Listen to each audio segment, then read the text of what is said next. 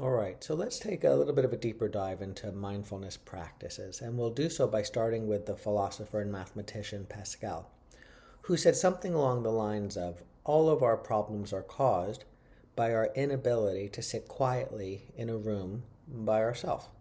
I'll say that again. All of our problems, it's a big statement.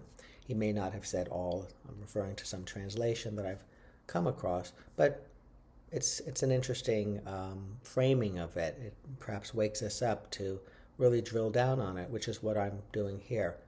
All of our problems are caused, or many of our problems are caused, by our inability to sit quietly in a room by ourselves.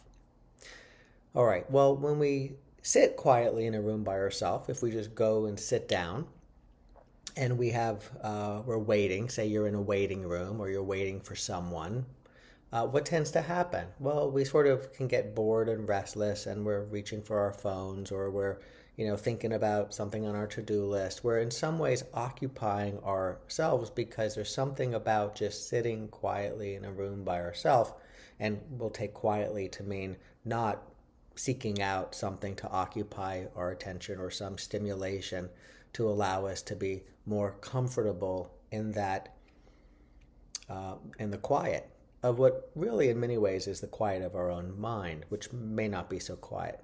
Okay.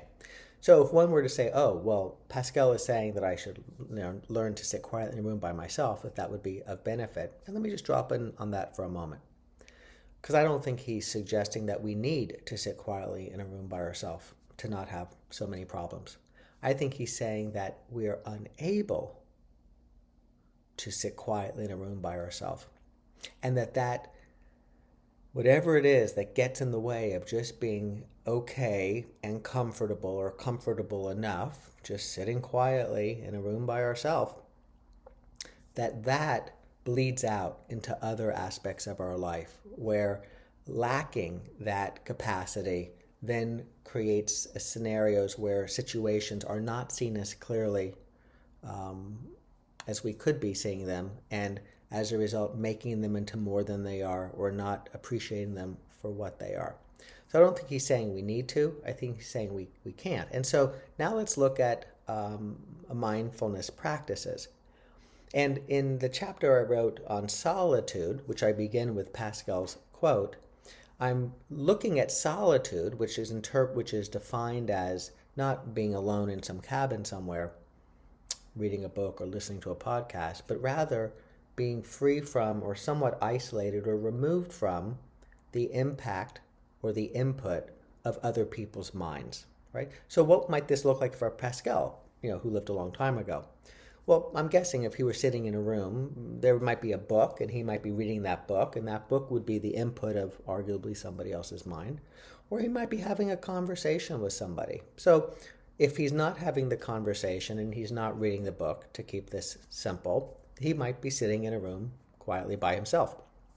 If he is reading the book or is talking to a person, then he wouldn't be. And many of us might find that when we sit quietly in a room by ourselves, we reach for a book, or we reach out to call or talk to someone. Or in today's world, we have our cell phones and we have our iPads and we have our computers and we have endless sources of stimulation and information that we can turn our attention to. Now, importantly, especially I'm guessing in Pascal's day, the people he hung out with and the books he read were probably quite informative, quite useful, quite interesting, quite stimulating. And so I don't think he was saying that removing ourselves from people and books is something that we need to do. In fact, experiencing time with people and time with books, gathering information, I think he would say is really important.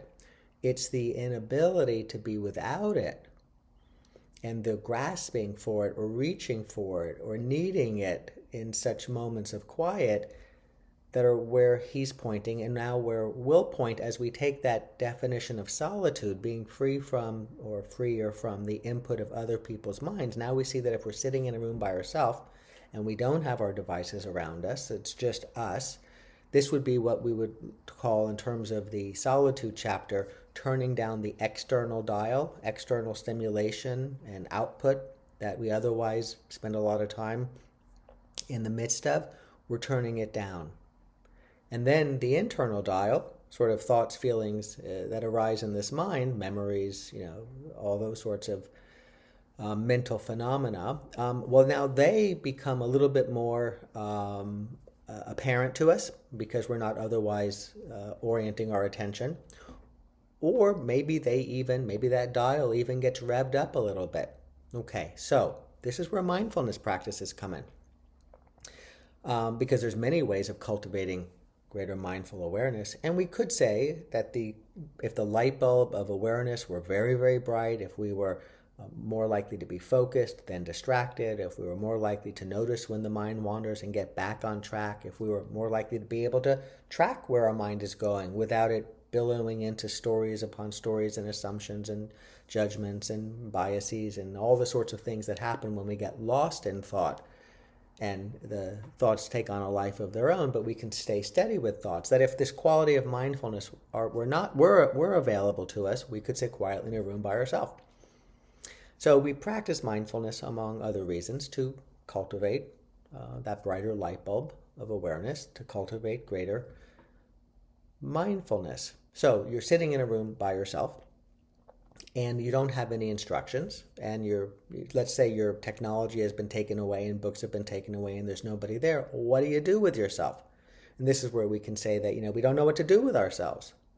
So the mindfulness practices, rather than being something that are fundamentally the thing itself, they are in many ways instructions to help us manage the sitting quietly in a room by yourself.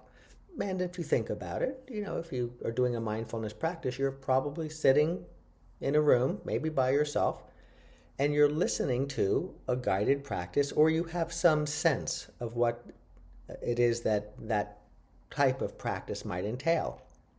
If, for example, it were a focused attention practice, well, you would sit focusing your attention on an object like the breath, and when your mind wandered and you realized it, you would bring your attention back. So how might this relate to what Pascal offers us as a useful pointer to a life that might be a little bit more profoundly meaningful and instructive and informed? Well, if you're sitting in a room by yourself, what's likely to happen? Your mind begins to wander. And that's where all the challenge comes in. The internal dial begins to go up, but not in a way where we're steady, because the internal dial of thoughts and feelings, if they were to go up and we were to stay very steady, could be a very informed and useful place. But oftentimes, as the thoughts in particular and the feelings that they occasion and vice versa start to get revved up, we begin to feel that restlessness, that boredom, and that boredom and restlessness becomes the very experience we're having that then billows out. So, well, the practice is giving us an instruction. It's saying, and if you notice your mind wandering, if you reflect on it, if you're sitting quietly in a room by yourself, the mind will wander. And we sort of don't know what to do with that. So it sort of can sweep us away. So this particular practice instruction is saying, well, here's what you'll do. If you notice your mind wandering, so keep an eye out for it, like it's going to wander. Keep an eye out for it. If you notice it wanders, bring your attention back. Oh, that's interesting. Meaning this is giving us instructions on how to develop the ability to sit quietly in a room by ourselves. The body scan is a variation on that. It's sort of like, instead of focusing on a single object, a sound or the breath or whatever that may be, it's like, let's focus on a part of the body and then move to a different part of the body, observe the sensations arising there. And again, when the mind wanders and you notice it, bring your attention back.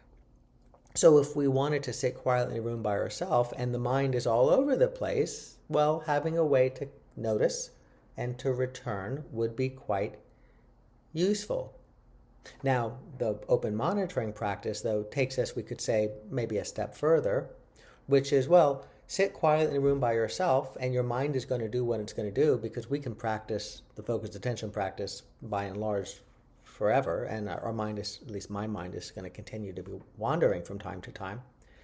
So what do? Are we always going to be like saying, "Up there I go, gotta come back. There I go, gotta come back," like a puppy dog that you want to take out to play and have a good time, and you put it down and it runs off. This is the mind running off, and then you got to go after and bring it back. This would be the focused attention practice instruction. You got to keep your eye on your puppy dog. If you don't, you can't notice when it wanders. You can't bring it back. It might get into trouble, and this is, of course, what happens with catastrophizing and ruminating. We sort of can get in trouble, so to speak, when the mind is off and about and we're not aware of it.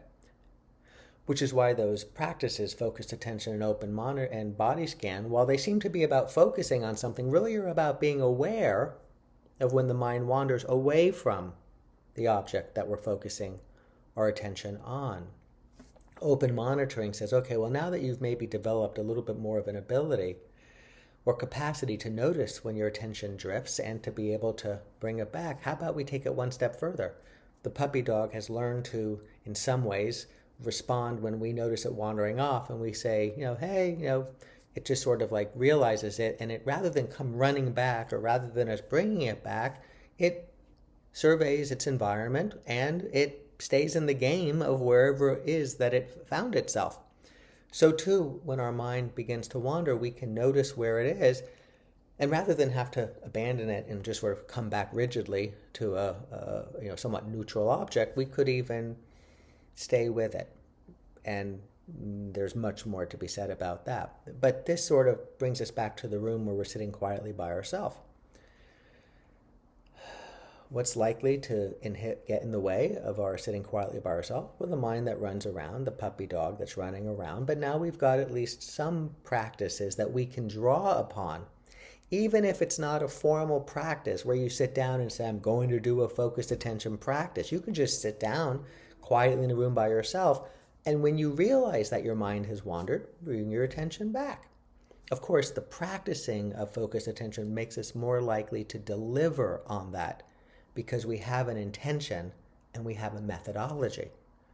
Then the open monitoring practice, which gives us a little bit more room to maneuver, says, okay, you're sitting quietly in a room by yourself and your mind is wandering. Well, keep track of and notice where your mind is going, staying in a somewhat steady state as you do. And if you begin to feel a little unsteady, agitated, whatever it might be, which means at times we're probably losing track of, and then thoughts are billowing around thoughts, and there's this proliferation of thoughts upon thoughts, well, then bring yourself back to an object, steady or stabilize your attention, and then expand out again. Now, as I think I mentioned earlier, I don't think Pascal was saying we have to sit quietly in a room by ourselves to not have problems. And I don't think we have to sit quietly in a room by ourselves and do a mindfulness practice to cultivate greater mindfulness and be, whatever those things are that we aspire to, through which we might look to a mindfulness practice or many, many other means of cultivating that. But if we could sit quietly in a room by ourselves, we might find that billows out and offers us advantages in many aspects of our life, because the internal dial doesn't just rise up, as it will. Somebody says something to you, you didn't like what they said, your internal dial will start to pop up. What are they saying that? Why are they saying that? That's not true. That's not, as opposed to just sort of hearing it and processing it in the light of day, so to speak, with a vivid clarity, and then being able to respond or not, as the case may call for, in a way that's wise and compassionate, as just one example. So I think that Pascal is in many ways saying, let us learn how to sit quietly in a room by ourselves. This will serve us well.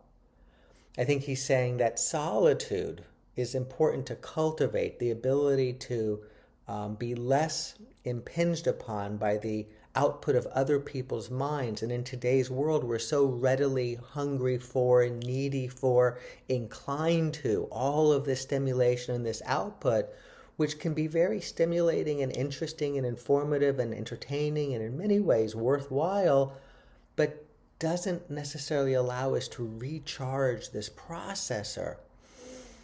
and also to be able to attend to the activity of the mind in a skillful, compassionate, effective way. So, the mindfulness practices can be looked at, and ways of cultivating moments of greater solitude can be looked at, and mindfulness practices are one vehicle for doing that, can be looked at as ways to develop the ability to be able to sit quietly in a room by ourselves, which may allow us to profoundly enter any room with any situation and to be able to serve ourselves and others well because of a fundamental capacity we have to be present and ready and available and responsive to whatever it is that arises. Wishing you all well.